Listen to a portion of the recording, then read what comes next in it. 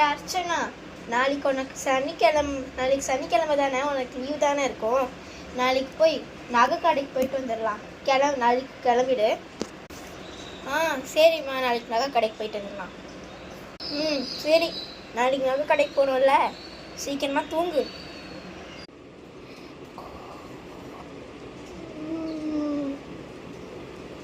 காலையில் ஆயிடுச்சு போல, வெயில் செம்மையாக அடிக்குதுப்பா. ஆமாம், இன்றைக்கி நம்ம நகை கடைக்கு போயிடணும்னு சொல்லியிருந்தோம்ல. சரி, போய் அர்ச்சனாவை போய் எழுப்புவோம். அர்ச்சனா எந்திரி, நகை கடைக்கு போனோம்ல. என்னம்மா காலையில டார்ச்சர் பண்ணுற? இன்னைக்கு நகை கடைக்கு போகிறேன்னு சொல்லியிருந்தேனா? சரி வா, கிளம்பலாம்.